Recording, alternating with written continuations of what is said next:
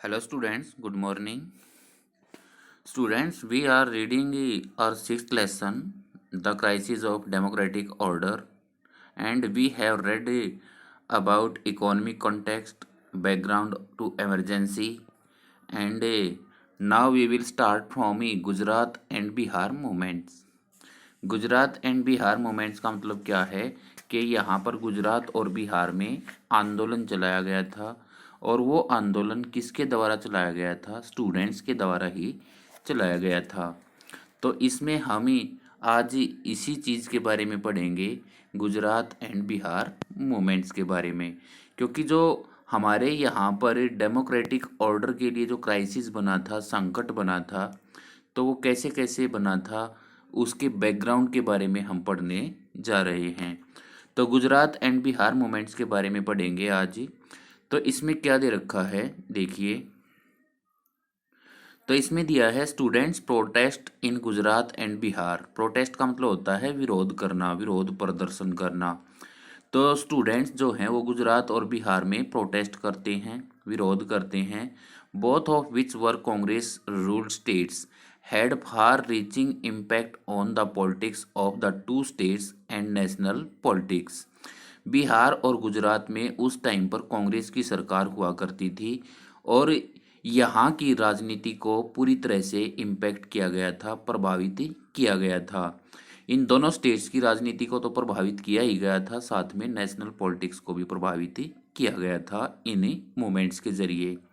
In January 1974 students in Gujarat started an agitations against rising prices of food grains. और जनवरी 1974 में क्या हुआ था, स्टूडेंट्स ने गुजरात में एक विरोध प्रदर्शन किया था या एक आंदोलन शुरू किया था। किसके विरुद्ध? Rising prices of food grains. खाने की जो चीज़ें थी उनका प्राइसेस बढ़ने की वजह से कुकिंग ऑयल, खाना पकाने का जो तेल था उसका रेट बढ़ गया था और दूसरी असेंशियल कमोडिटीज़ जो थी उनका रेट बढ़ चुका था। And against corruption in high places, और हाई प्लेसेस पर करप्शन जो था वो भी बहुत ज़्यादा बढ़ चुका था। तो इन सभी चीज़ों की खिलाफत करते हुए एक आंदोलन शुरू किया गया था स्टूडेंट्स के द्वारा। The students protest was joined by major opposition parties and became widespread, leading to the imposition of president's rule in the state। और यहाँ पर क्या किया गया था कि जो स्टूडेंट्स का आंदोलन था उसमें क्या हुआ था, जो बड़ी बड़ी अपोजिशन पार्टीज थी ना वो भी शामिल हो गई थी।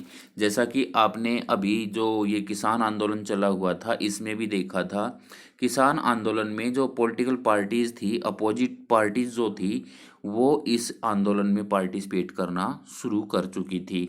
तो वैसे ही उस टाइम पे भी जो स्टूडेंट्स ने प्रोटेस्ट किया था उसमें अपोजिशन पार्टी जो थी वो शामिल हो गई थी। And became widespread, leading to the imposition of he president's rule in the state. और उन्होंने क्या किया था, स्टेट में राष्ट्रपति शासन चलाने के लिए या राष्ट्रपति शासन लागू करवाने के लिए वो इस चीज़ में शामिल हो गए थे। तो क्या था कि भाई जितनी भी अपोजिट पार्टी थी ना वो ये चाहती थी कि यहाँ राज्य में, स्टेट में क्या किया जाएगा, राष्ट्रपति शासन लागू कर दिया जाए।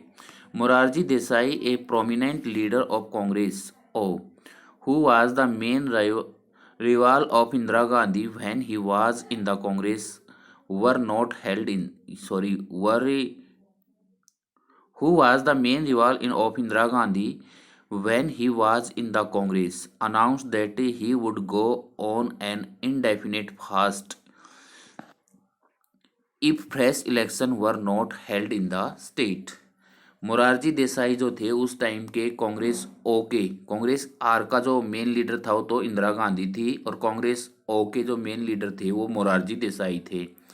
उन्होंने क्या किया था, उन्होंने इंदिरा गांधी के लिए, इंदिरा गांधी के खिलाफ जाते हुए क्या किया था, उन्होंने ये कहा था कि अगर राज्य में दोबारा से नए सिरे से इलेक्शन नहीं करवाए गए तो मैं लंबी भूख हड़ताल के लिए या इनडेफिनेट फास्ट यानी कि अनिश्चित भूख हड़ताल पर बैठे जाऊंगा। Under intense pressure from students supported by the opposition political parties, तो ये जो प्रेशर डाला गया था फ्रॉम स्टूडेंट्स के जरिए, supported by the opposition political parties, तो उसको पूरी तरह से सपोर्ट किसने दिया था? अपोजिशन पॉलिटिकल पार्टीज ने। यानी कि स्टूडेंट्स जो थे उन्होंने आंदोलन को चलाया था, उन्होंने गवर्नमेंट को प्रेशराइज करने की कोशिश की थी, लेकिन जो उनका साथ दिया जा रहा था वो किसके द्वारा दिया जा रहा था? पॉलिटिकल पार्टीज के द्वारा। Assembly election were held in Gujarat in June 1975। फिर असेंबली इलेक्शन जो थे वो जून 1975 में गुजरात में करवाए गए। The Congress was defeated in this election, और कांग्रेस की, जैसा कि दिखाई दे रहा था, कांग्रेस की उस इलेक्शन में हार हो जाती है। तो यहाँ क्लियर हुआ क्या था इसमें मेन, क्योंकि गुजरात और बिहार मूवमेंट्स की बात कर रहे हैं तो हम सबसे पहले गुजरात और बिहार में किसने आंदोलन किया था? स्टूडेंट्स ने आंदोलन किया था। और इसका उन दोनों स्टेट्स की राजनीति पर ही नहीं बल्कि नेशनल लेवल पर राजनीति पर प्रभाव पड़ा था। और ये आंदोलन जो था गुजरात का, ये कब शुरू किया गया था? 1974 में, जनवरी 1974 में शुरू किया गया था।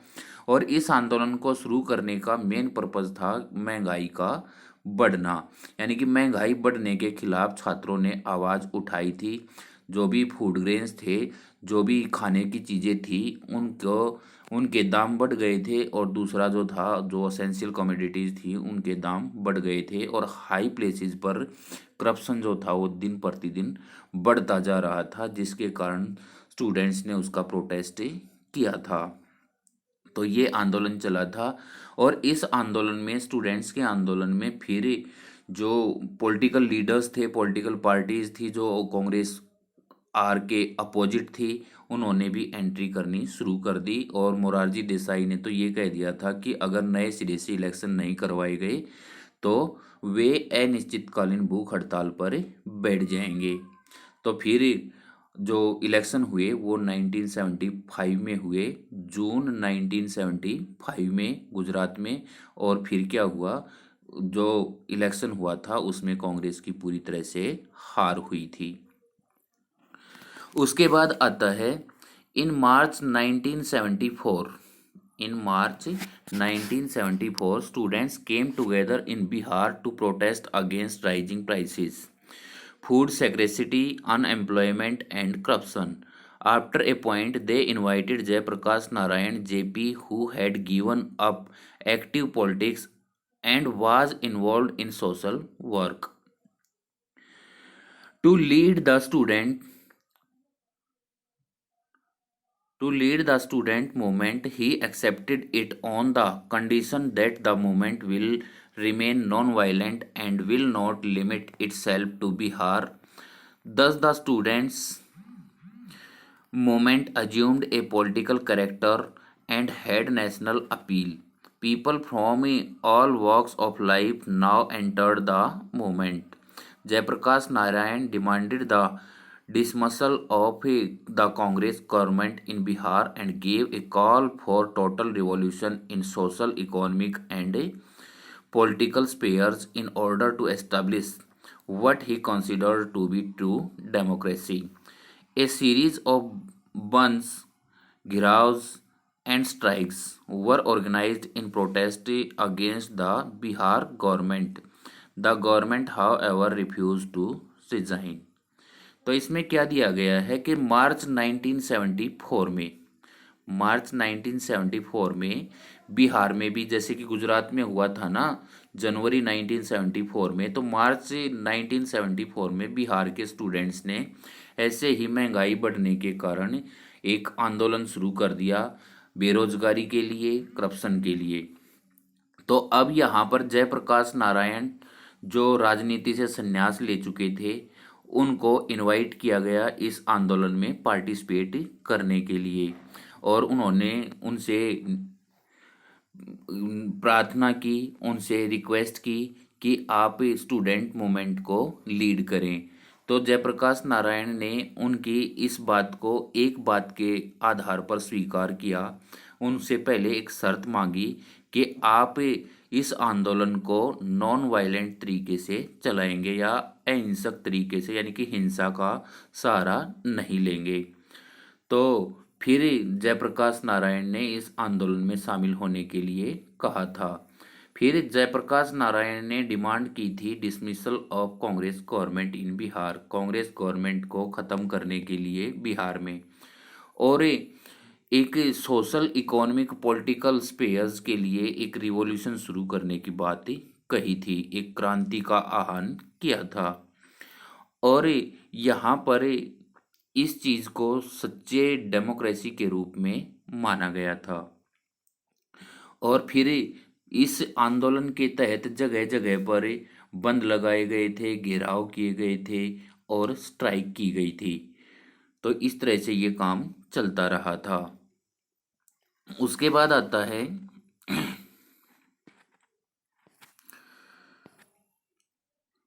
The movement was beginning to. इससे पहले एक पेज और रह जाता है हमारा, नक्सलिस्ट मूवमेंट, इसको बाद में पढ़ेंगे, पहले इस बिहार मूवमेंट को हम पढ़ लेते हैं।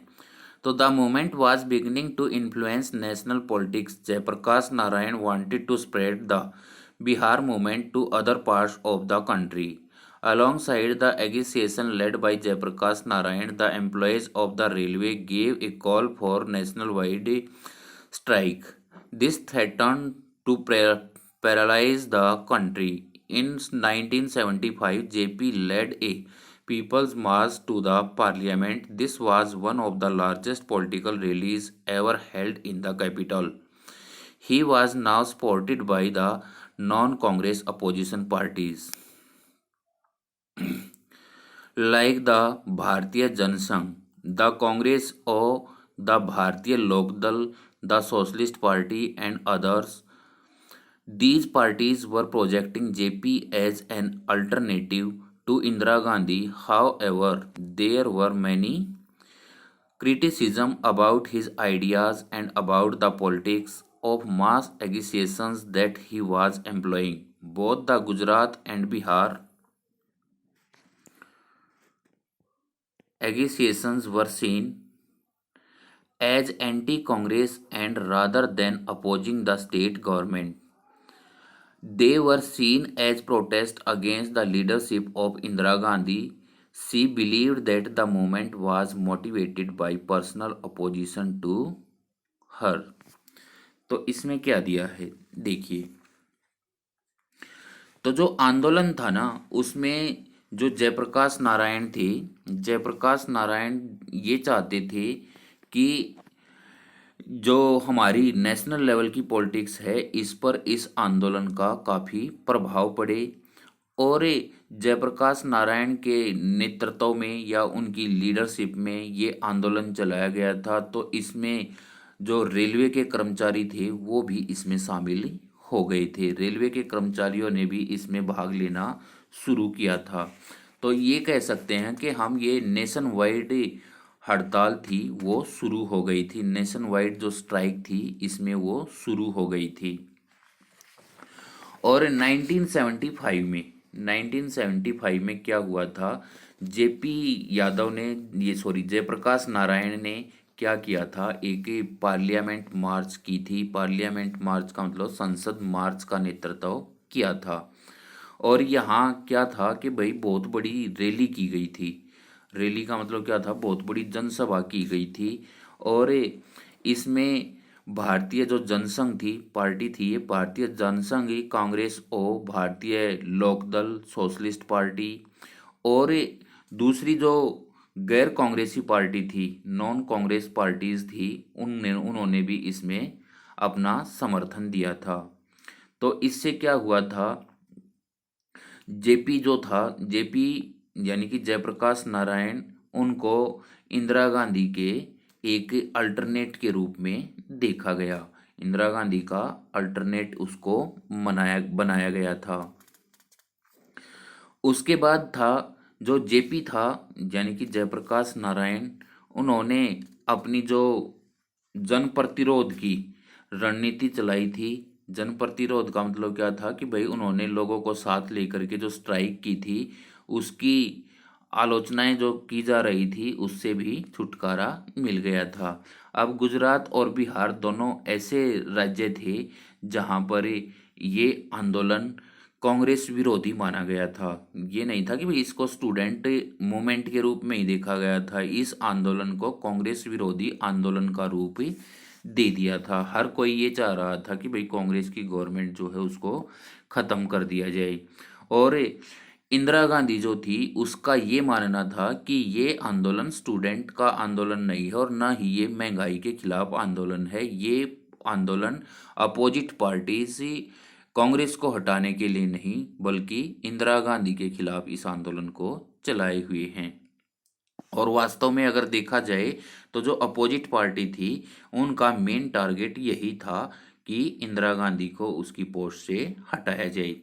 और जो हम ये बॉक्स में देख रहे हैं जितने भी ये लीडर्स हैं, पॉलिटिकल लीडर्स, जैसे इसमें दिया है लोक नायक जयप्रकाश नारायण, इनको हमें लेसन को पूरा पढ़ने के बाद ही एक एक को हमें जब ऑनलाइन क्लास होगी ना तो इसको ऑनलाइन क्लास के जरिए ही पढ़ा दिया जाएगा इन पॉलिटिकल लीडर्स के बारे में। अब हम वीडियोस में केवल मैटर को क्लियर करेंगे, मैटर को पढ़ते रहेंगे।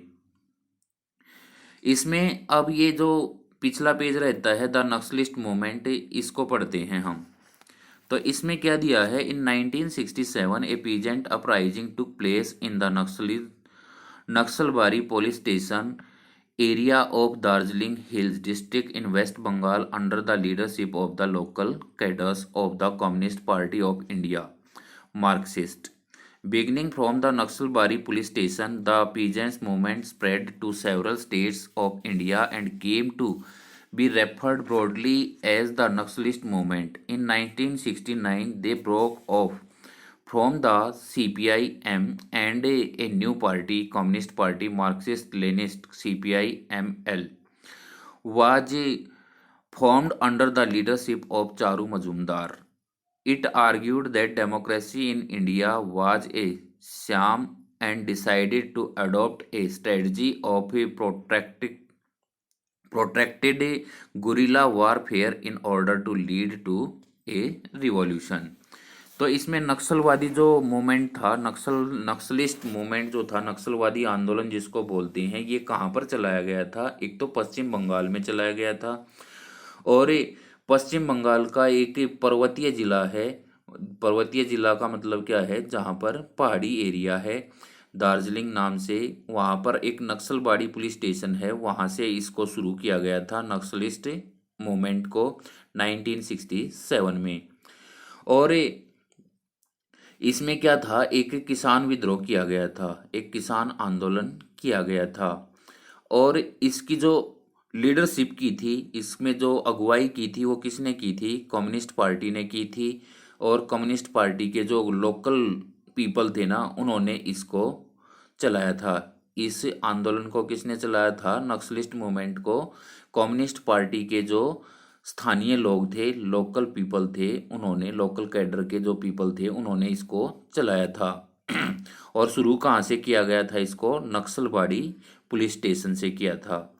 और 1969 में 1969 में नक्सलवादी जो थे वो CPI-M यानी कि कम्युनिस्ट पार्टी जो थी हमारी मार्क्सिस्ट, उससे अलग हो गए थे और उन्होंने एक CPI मार्क्सवादी लेनिनवादी या मार्क्सिस्ट और लेनिनिस्ट पार्टी बनाई थी। यानी कि CPI-M से सारे के सारे नक्सलवादी अलग हो गए थे। जिन्होंने इस आंदोलन की शुरुआत की थी ना 1967 में, वो किसने की थी? मार्क्सवादी कम्युनिस्ट पार्टी ने की थी। लेकिन 1969 में क्या हुआ था, जो CPI-M थी उससे बिल्कुल ये अलग हो गए थे और उन्होंने एक नई पार्टी बना ली थी, CPI मार्क्सवादी लेनिनवादी पार्टी के नाम से नई पार्टी बना ली थी। और इस पार्टी का मानना था कि भारत में जो लोकतंत्र है वो केवल दिखावा है, छलावा है। और इस पार्टी ने क्रांति करने के लिए, या इस पार्टी ने ये विरोध दिखाने के लिए गुरिल्ला वारफेयर को अपनाया था।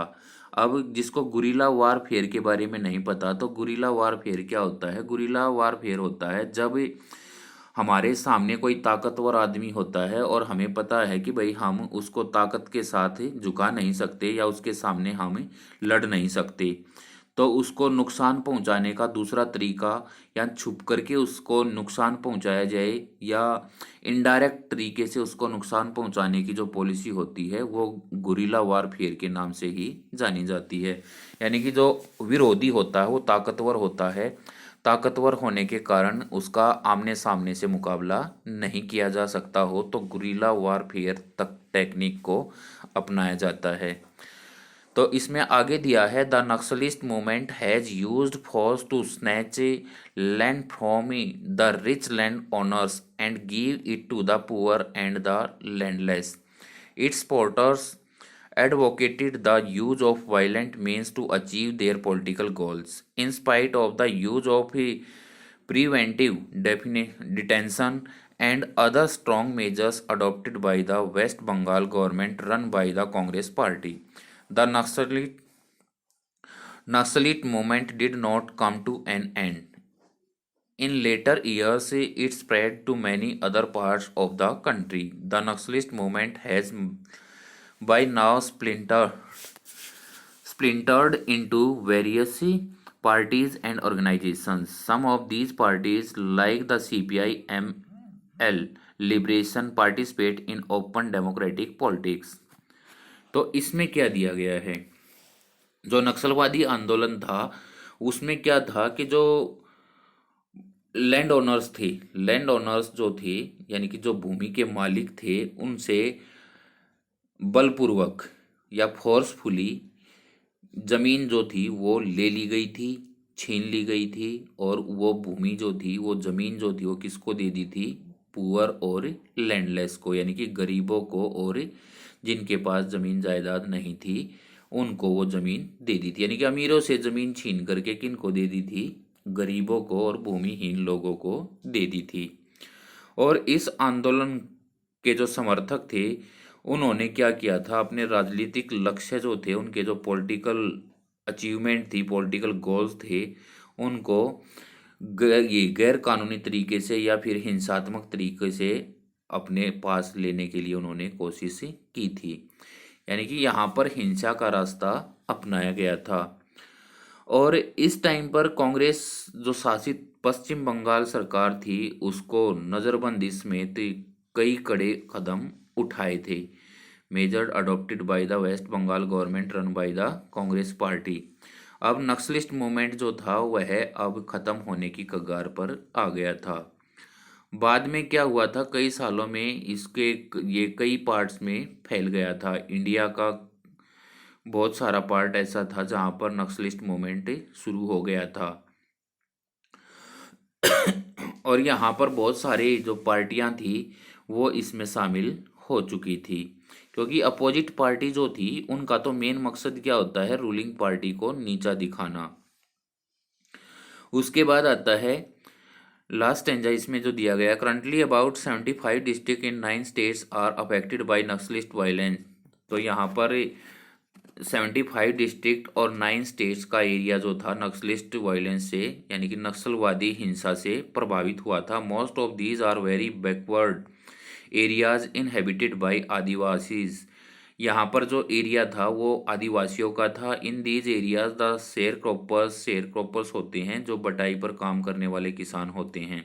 Under tenants and small cultivators are denied their basic rights with regard to security to tenure or their share in produce, payment of fair wages, etc. Forced labor, expropriations of resources by outsiders, and exploitations by moneylenders are also common in these areas. These conditions led to the growth of the Naxalist movement. Government have taken measures in dealing with the Naxalist movement. Human rights activists have criticized the government for violating constitutional norms in dealing with the Naxalist. Many thousands people have lost their lives in the violence by the Naxalist and the anti-Naxalist violence by the government. तो इसमें क्या हुआ था, 9 राज्य और 75 जिले ऐसे थे जहाँ पर हिंसा दिखाई गई थी। और यहाँ जहाँ पर ये हिंसा हुई थी वहाँ पर ज़्यादातर लोग आदिवासी थे और यहाँ पर ज़्यादातर लोग बटाई पर पट्टे पर काम करने वाले किसान थे और उनको अपनी जो भी फसल बोते थे उसका हिस्सा कर के रूप में देना पड़ता था और उनके जो राइट्स थे उनसे उनको वंचित कर दिया जाता था। उनको वे अपने राइट्स का यूज अच्छे से नहीं कर पाते थे, जिसके कारण उनको बंधुआ मजदूर के रूप में काम करना पड़ता था। उसके बाद क्या दिया गया है कि जो सरकार है उसने नक्सलवादी आंदोलन से निपटने के लिए भी कदम उठाए थे, क्योंकि सरकार का तो काम है कि भाई कोई भी आंदोलन होगा तो उसको निपटाना पड़ेगा। तो सरकार ने इस आंदोलन को ख़त्म करने के लिए कड़े कदम उठाए थे। मानव अधिकार जो ह्यूमन राइट्स है, मानव अधिकार समूहों ने क्या किया था, सरकार के जो भी कदम उठाए थे, सरकार ने जो भी स्टेप लिए थे उनकी आलोचना की थी और नक्सलवादियों से निपटने के क्रम में उन्होंने जो संवैधानिक मानक होते हैं या कॉन्स्टिट्यूशनल नॉर्म्स होती हैं उनको ये माना था कि भाई सरकार जो है ना वो कॉन्स्टिट्यूशनल नॉर्म्स का उल्लंघन कर रही है, उनको वायलेट कर रही है। और नक्सलवादी हिंसा और नक्सलवादी विरोध के सरकारी कार्रवा जो सरकार ने कार्रवाई की थी उसमें हजारों लोगों की जान चली गई थी। यानी कि जो सरकार ने कार्रवाई की थी नक्सलवादी आंदोलन को दबाने के लिए उसमें बहुत सारे लोग मारे गए थे। तो आज हमने इस वीडियो में गुजरात और बिहार मूवमेंट के बारे में पढ़ा है और नक्सलिस्ट मूवमेंट के बारे में पढ़ा है। आज का मैटर बहुत ज़्यादा हो चुका है, इसमें आप जो भी मैटर हमने पढ़ा है इसमें से आप मेन पॉइंट्स निकालेंगे, नोट्स बनाएंगे और अपनी नोटबुक में लिखेंगे और उनको लर्न करेंगे। Thank you.